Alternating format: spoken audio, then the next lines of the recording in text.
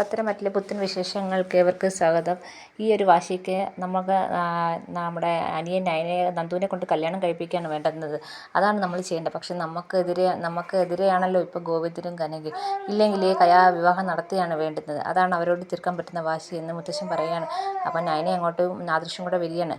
അപ്പം മുത്തശ്ശിക്ക് പേടിയൊക്കെ മാറിയോ എന്ന് ചോദിക്കുകയാണ്. അപ്പോൾ എനിക്ക് പേടിയൊന്നുമില്ല. ഞാൻ എന്തിനാണ് പേടിക്കുന്നത്? അവിടെ ഉള്ളവരെല്ലാം മനുഷ്യരല്ലേ, പിന്നെ എന്തിനാണ് പേടിക്കുന്നത്? കുറച്ച് പേടിയെങ്കിലും ഉണ്ടോ മുത്തശ്ശി എന്ന് ഞാൻ ചോദിക്കുന്നത്. എനിക്കൊരു പേടിയില്ല. നിങ്ങളാണെങ്കിൽ അതേ നമ്മുടെ നവീൻ വക്കീൽ പറയുന്നത് എന്താണെന്ന് വെച്ചാൽ കേട്ട് അതേപോലെ തന്നെ കോടതിയിൽ ചെന്ന് പറയണം. നമ്മുടെ അനിയൻ നമുക്ക് രക്ഷിച്ചെടുക്കണം. അതാണ് നമുക്ക് വേണ്ടത്. അപ്പം മാതർഷി പറയുകയാണ്, ജയിക്കാൻ വേണ്ടി എന്ത് കളിയും കളിക്കാൻ ആ കള്ളക്കൂട്ടങ്ങൾ തയ്യാറാവും. അവർക്ക് അതൊരു വലിയ കാര്യമല്ല. അവർ എങ്ങനെയും ജയിക്കാൻ നോക്കുവാണ്. അപ്പോൾ മുത്തശ്ശൻ പറയുകയാണ്, ഇപ്പോഴത്തെ പിള്ളേരുടെ ഒരു ട്രെൻഡാണ് കുടുംബത്തിലെ പ്രായമായവരെ ഉപദ്രവിക്കുക, എങ്ങനെയെങ്കിലും ഉപദ്രവിച്ച് അവരെ മാനസികമായി തകർക്കുക. ഇതൊക്കെയാണ് ഇപ്പോഴത്തെ പിള്ളേരുടെ ട്രെൻഡ് എന്ന് മുത്തശ്ശൻ പറയുകയാണ്. പിന്നെ കാണിക്കുന്നത് നമ്മുടെ അനാമികയും വേണുവിനെയും രേവതിയാണ്. അമ്പലത്തിലേക്ക് പോകാൻ ഒരുങ്ങുകയാണ്. അനാമിക പറയാണ് അവരുടെ കയ്യിൽ ഇഷ്ടംപോലെ പൈസ ഉണ്ട്. ആ പൈസ വെച്ച് അവർ ജഡ്ജി എങ്ങാനും സ്വാധീനിക്കുമോ എന്നുള്ള ഒരു സംശയം അനാമികയുണ്ട്. അപ്പോൾ രേവതി പറയുക അതും എനിക്കൊരു പേടിയുണ്ട്, ഇനി അവരെ എങ്ങാനും സ്വാധീനിക്കുമോ എന്നുള്ള സംശയമുണ്ട് എന്ന് പറയുകയാണ്. അപ്പോൾ വേണു പറയുകയാണ്, എനിക്ക് അങ്ങനെ ഒരു പേടിയില്ല. ജഡ്ജിമാർ എപ്പോഴും സത്യത്തിൻ്റെ സൈഡേ നിൽക്കത്തുള്ളൂ. അല്ലാതെ ആരുടെയെങ്കിലും പൈസ ഉണ്ടെന്നോ അങ്ങനെയൊന്നും അവരെ ഭാഗത്തേക്ക് വീഴത്തില്ലെന്ന് പറയുകയാണ്. പിന്നെ നമ്മൾ അമ്പലത്തിൽ പോയിട്ട് വരുന്ന വഴിയിൽ ആ വക്കീലിൻ്റെ അടുത്തുനിന്ന് കയറണം. ഒരു നോട്ടും കൂടെ എടുത്തോ, അയാൾ പറയുന്നതെല്ലാം നമുക്ക് എഴുതിയെടുക്കാം. കള്ളത്തരം പറയാൻ ഇത്രയും മിടുക്കനായ ഒരു വക്കീലിനെ ഞാൻ കണ്ടിട്ടില്ല. അയാൾ അത്ര വലിയ കള്ളത്തരമൊക്കെയാണ് പറയുന്നതെന്ന്. അപ്പോൾ അനാമിക പറയും, അതിൻ്റെ ആവശ്യമൊന്നുമില്ല, ഞാനത് റെക്കോർഡ് ചെയ്തെടുത്തോളാം. എങ്ങനെയെങ്കിലും ഈ കേസ് ജയിച്ചേ പറ്റൂ അതാണ് എനിക്കിപ്പോൾ ആവശ്യമെന്ന് അനാമിക പറയാണ്. പിന്നെ എല്ലാവരും കൂടെ അമ്പലത്തിലേക്ക് പോകണം. അവിടെയാണെങ്കിൽ നമ്മുടെ മുത്തശ്ശൻ അമ്പലത്തിൽ കയറി തൊഴുതിട്ട് ഇറങ്ങി വരുമ്പം ഇവരെ കാണുകയാണ്. നമ്മുടെ വേണുവിനെ അനാമികയൊക്കെ കാണുകയാണ്. മുത്തശ്ശിയാണെങ്കിൽ അവരെ കണ്ടപ്പോൾ തന്നെ ഭയങ്കരമായിട്ട് ദേഷ്യം വന്നു.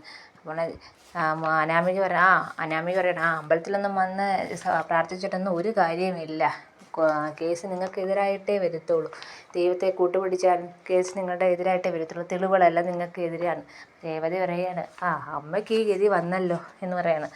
അപ്പോൾ മുത്തശ്ശൻ പറയുക, ഇവളെ പോലുള്ള പെണ്ണുങ്ങൾ വീട്ടിലേക്ക് വന്നാൽ ഈ ഗതിയല്ല, ഇതിനപ്പുറത്തും ഉണ്ടാവും എന്ന് പറയുകയാണ്. അപ്പം വേണു പറയാണ്, നിങ്ങളുടെ കൊച്ചുമോൻ എൻ്റെ മോളെ തല്ലി, നിങ്ങൾ എന്നെ തല്ലി. അപ്പോൾ ഉടനെ ആണെങ്കിൽ മുത്തശ്ശൻ ഒരൊറ്റ അടിയാൻ കൊടുക്കണം. എന്ത് പറയാം, ഇതും കൂടെ ചേർത്ത് നീ കേസ് കൊടുക്കുമെന്ന് മുത്തശ്ശൻ പറയുകയാണ്. അപ്പം ഇതും കൂടെ കൊടുക്കുമ്പോൾ ഒന്നും കൂടെ വിലക്കുമല്ലോ എന്ന് പറയുകയാണ്. അപ്പം അനാമിക പറയാണ്, ഈ അഹങ്കാരത്തിനെല്ലാം കോടതിയിൽ നിന്ന് മറുപടി കിട്ടും എന്ന് പറയുകയാണ്. എന്നിട്ട് അവരുടെ അഹങ്കാരമൊന്നും തീരുന്നില്ല. അപ്പം മുത്തശ്ശി പറയാണ്, അത് കിട്ടുന്നത് ഞങ്ങളങ്ങ് സഹിച്ചു. നീ വിചാരിച്ചെന്തോ എനിക്കെതിരെ കേസ് കൊടുക്കുമ്പോൾ ഞങ്ങളെല്ലാവരും നിൻ്റെ മുന്നിൽ വന്ന് കാല് പിടിക്കുമെന്ന്? ഒരിക്കലും ഇല്ല. ഞങ്ങൾക്ക് ഈ കേസിൻ്റെ പേരിൽ ഞങ്ങൾ ജയിലിൽ പോകാൻ തയ്യാറായിട്ട് തന്നെയാണ് ഇരിക്കുന്നത്. എന്ത് വന്നാലും ഞങ്ങൾ നേരിടാൻ തയ്യാറാണ്.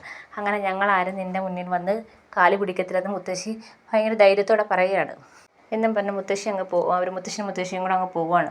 അപ്പോൾ വേണു പറയാം, അമ്പലത്തിൽ വന്ന് അവരെ കാണാൻ പറ്റില്ല. അപ്പോൾ രേവതി പറയാം, അവരെ കാണാനും പറ്റി, ഒരു തല്ലും കൂടെ കിട്ടിയെന്ന് കളിയാക്കി പറയാണ്. അങ്ങനെ അവർ അവിടെ വന്ന് തൊഴുകയൊക്കെ ചെയ്യുകയാണ്. അമ്പലത്തിൽ നിന്ന് തൊഴുകയൊക്കെ ചെയ്യുകയാണ്.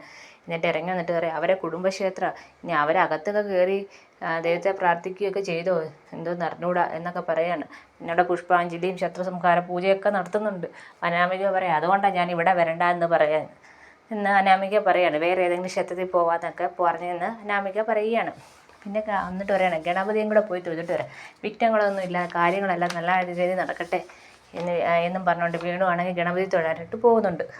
പിന്നെ കാണിക്കുന്നത് നമ്മുടെ ഗോവിന്ദനും നന്ദുവും കനകയൊക്കെയാണ്. അവർ കേസിനെ കുറിച്ച് സംസാരിച്ചുകൊണ്ടിരുന്നത്. അപ്പോൾ കനക വേണു പറയണേ, എല്ലായിടത്തും കേസിനെ കുറിച്ചാണ് ചർച്ച, ഈ കേസിനെ കുറിച്ചാണ് മാത്രമാണ് ചർച്ച. മോക്കും അവർ ജയിലിൽ പോകേണ്ട വന്നാൽ മോക്കും അതിലൊരു പങ്കുണ്ട് എന്ന് നമ്മുടെ ഗോവിന്ദൻ പറയുകയാണ്.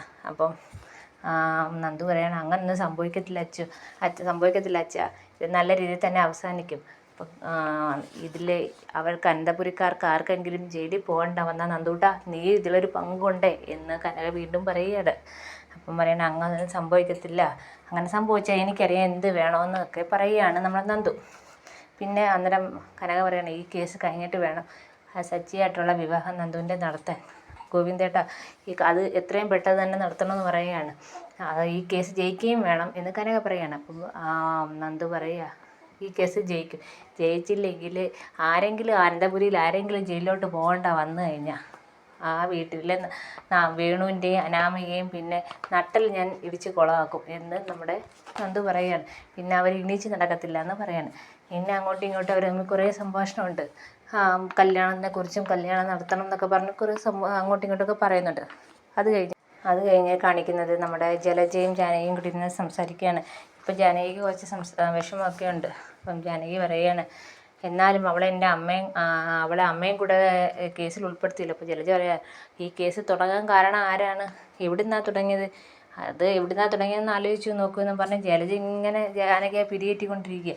അപ്പം പറയാണ് ഇതിനെല്ലാം കാരണം ആ നന്ദുവാണ്, അല്ലാതെ പിന്നെ ആരാ. അപ്പം ജാനകി പറയാണ് ഇപ്പം ഈ ഏട്ടത്തിയെ അനാമികയെ കൊല്ലാൻ ശ്രമിച്ചെന്നൊക്കെ പറയുന്നത് ഞാൻ വിശ്വസിച്ചില്ല.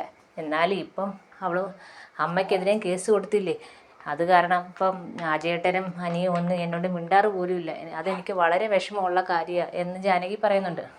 ജാനകി ഇച്ചിരിയൊക്കെ എന്തൊക്കെയോ ഒരു മനസ്സിലൊരു മാറ്റം വന്ന പോലെ ഉണ്ട്. അപ്പം ജലജ പറയാണ് ഇതിനെല്ലാം കാരണം നന്ദുവാണ്. ഇത് പറഞ്ഞുകൊണ്ടിരിക്കുമ്പോഴാണ് നമ്മുടെ അനി അങ്ങോട്ട് കയറി വരുന്നത്. അപ്പം അനി പറയാണ് ഇപ്പോഴും നന്ദുവിനെ കുറ്റം പറഞ്ഞുകൊണ്ടിരുന്നു, ഇതെല്ലാം ചെയ്തത് അനാമികയാണ്, പക്ഷേ അനാമികയുടെ സൈഡും പറഞ്ഞ് നന്ദുവിനെ കുറ്റം പറഞ്ഞുകൊണ്ടിരുന്നോ എന്ന് നമ്മുടെ അനി പറയുകയാണ്. ഞാൻ അവളെ തന്നെ കുറ്റം പറയും, അവളാണ് ഇതിനെല്ലാം തുടക്കമെന്ന് വീണ്ടും ജാനകി പറയാണ്. അന്നേരം അനി പറയാണ് എൻ്റെ മുത്തശ്ശനും മുത്തശ്ശിയും വരെ ജയിലിൽ കയറാൻ പോകുന്നു, എൻ്റെ കൂടെ അവരും കൂടെ ഉണ്ടെങ്കിൽ അമ്മ ഒരു കാര്യം ഉറപ്പിച്ചോ, എന്നെ പിന്നെ അമ്മ നോക്കണ്ട, ഇങ്ങനൊരു മോനുണ്ടെന്ന് നോക്കണ്ട, ഞാൻ അവളെയും അവിടെ അച്ഛനെയും കൊന്ന് ജയിലിൽ പോകുമെന്ന് പറയാണ്. അപ്പോൾ ജലജ പറയുക അങ്ങനൊന്നും സംഭവിക്കാതിരിക്കട്ടെ എന്ന് പറയാണ്. പിന്നെ അപ്പം ബാക്കിയുള്ളവരെല്ലാം ഇങ്ങനെ ഇറങ്ങി വരികയാണ്. എല്ലാവരും കോടതിയിലേക്ക് പോകാനും ദേവയാനും നയനയും ആദർശും എല്ലാം ഇറങ്ങി വരികയാണ് കോടതിയിലേക്ക് പോകാൻ. ദേവയാനി വന്നിട്ട് പറയാണ് ജാനകി നല്ലോണം പ്രാർത്ഥിച്ചോ ഞങ്ങളൊക്കെ ജയിലിൽ പോവാൻ. അപ്പോൾ ജാനകി പറയാണ് ഏട്ടത്തി എന്താ അങ്ങനെ പറയുന്നത്, ഞാൻ അങ്ങനെ ആരെങ്കിലും ജയിലിൽ പോകണമെന്ന് പ്രാർത്ഥിക്കുമോ, ഒരിക്കലുമില്ല എന്ന് പറയുകയാണ്. അപ്പോൾ ആദർശ് പറയാണ് ഇപ്പോഴും നമ്മുടെ അനാമികയെ സപ്പോർട്ട് ചെയ്യുകയാണെങ്കിൽ നമുക്കൊന്നും പറയാനില്ല, അവൾ കേസ് ജയിക്കാൻ എന്ത് തരം പ്രവൃത്തി ചെയ്യുന്നവളാണ്, അങ്ങനെയുള്ളവരാ നമ്മുടെ അനാമികയുടെയും അച്ഛനും അനാമികയെന്ന് ആദർശ് പറയുകയാണ്. അപ്പോഴത്തേക്കും അവിടെ മുത്തശ്ശനും മുത്തശ്ശിയും വരികയാണ്. മുത്തശ്ശിക്ക് നല്ല ടെൻഷനുണ്ട്, പക്ഷെ മുത്തശ്ശൻ പറയാണ് ടെൻഷനൊന്നും പുറത്ത് കാണിക്കരുത്, നല്ല ധൈര്യത്തോടെ വരണമെന്ന് പറയുകയാണ്. അങ്ങനെ അവർ രണ്ടുപേരും അങ്ങോട്ട് വന്ന് നിൽക്കുകയാണ്. അങ്ങനെ വന്ന പാടെ മുത്തശ്ശിയാണെങ്കിൽ ദേവയാനിയെ അടുത്ത് വയ്ക്കുന്നത് നിനക്ക് ടെൻഷനുണ്ടോ ദേവയാനി. അപ്പം ഇല്ലമ്മേ എനിക്കൊരു ടെൻഷനില്ലെന്ന് ദേവയാനി പറയുകയാണ്. ഞങ്ങൾക്ക് ആർക്കും ഒരു ടെൻഷനില്ല കോടതി കയറുന്നതിന് എന്ന് പറയുകയാണ്. അപ്പോൾ മുത്തശ്ശൻ പറയണം കണ്ടോ ഇവക്ക് നല്ല ധൈര്യമാണ്, നിങ്ങളെല്ലാവരും അതുപോലെ നല്ല സ്ട്രോങ് ആയിട്ട് നിൽക്കണം എന്ന് മുത്തശ്ശനും പറയണം. അപ്പോൾ ജലജ വിചാരിക്കുകയാണ് ഞാൻ വിചാരിച്ച് ഈ കേസൊക്കെ ആകുമ്പോൾ ഇവരെ ബോധം കെട്ട് പേടിച്ച് വിറയ്ക്കുമെന്നൊക്കെയാണ് ഞാൻ വിചാരിച്ചിരുന്നത്, എന്തൊരു ധൈര്യമാണ് എന്ന് ജലജ പറയുകയാണ്. ജലജ മനസ്സിൽ വിചാരിക്കുക.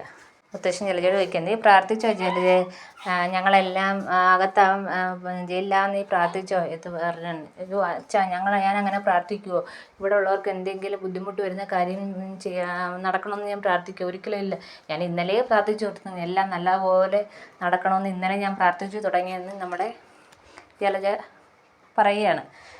അങ്ങനെ അവരെല്ലാവരും കൂടെ അങ്ങനെ വാ എന്ന് പറഞ്ഞ് എല്ലാവരും കൂടെ പോകാനൊരുങ്ങി ദേവയാനി തിരിഞ്ഞു വന്ന് ജാനകിയെടുത്ത് വരാം ഈ കേസിൽ ഞങ്ങൾ മാത്രമല്ല നിൻ്റെ മോനും കൂടെ ഉണ്ട്, അപ്പം അവനെങ്കിലും രക്ഷപ്പെടാൻ വേണ്ടി നീ നന്നായിട്ട് പ്രാർത്ഥിക്കുക എന്ന് പറഞ്ഞ് ദേവയാനി അങ്ങ് പോവുകയാണ്. ഇത് കേട്ടപ്പോൾ ജാനകിക്ക് കുറച്ച് വിഷമമൊക്കെ വരുന്നുണ്ട്. പിന്നെ കാണിക്കുന്നത് നമ്മുടെ നവ്യയാണെങ്കിൽ അബിയോട് പറയുകയാണ് എന്നാലും അവളാണെങ്കിൽ ആ മുത്തശ്ശിക്കെതിരെ വരെ കേസ് കൊടുത്തില്ലേ, അത് വളരെ പന്നക്കാരിയായിപ്പോയി എന്നുണ്ട്. അപ്പോൾ അബി പറയുന്നത് അതെന്തുവാ പന്നക്കാരിയും, അങ്ങനെ തന്നെ വേണം, എല്ലാം അകത്താവുകയും വേണം, അതാ വേണ്ടത്, എന്നെ ഇങ്ങനെ തരം താഴ്ന്ന് കാണിക്കുന്നതിന് അതിനൊക്കെ വേണ്ടി എല്ലാം അകത്താവണമെന്നാണ് അബി പറയുന്നത്. അപ്പം നവ്യ ചോദിക്കാൻ എന്താ അബി അങ്ങനെ പറയുന്നത്, അങ്ങനെ പറയാതെ എന്നൊക്കെ പറയാണ്. അപ്പോൾ ഇതും കേട്ടോണ്ട് നമ്മുടെ ജലജ അങ്ങനെ വരികയാണ്. അപ്പോൾ ജലജ പറയാണ് അങ്ങനെ തന്നെ പറഞ്ഞു കൊടുക്കുക അവളുടെ അടുത്ത്, എല്ലാം അകത്താകണമെന്ന് പറഞ്ഞു കൊടുക്കാം ജലജ പറയുകയാണ്.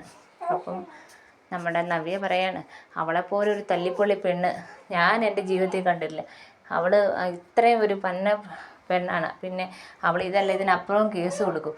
അപ്പോൾ ജലജ പറയാണ് ഇതിനെല്ലാം കാരണം അനിയല്ലേ, ആ കല്യാണം കഴിച്ച സമയത്ത് ഇച്ചിരി സ്നേഹത്തോടെയൊക്കെ പെരുമാറി തുടങ്ങിയാണെങ്കിൽ അവൾ ഇങ്ങനെയൊക്കെ ചെയ്യുമായിരുന്നു എന്ന് ചോദിക്കുകയാണ്.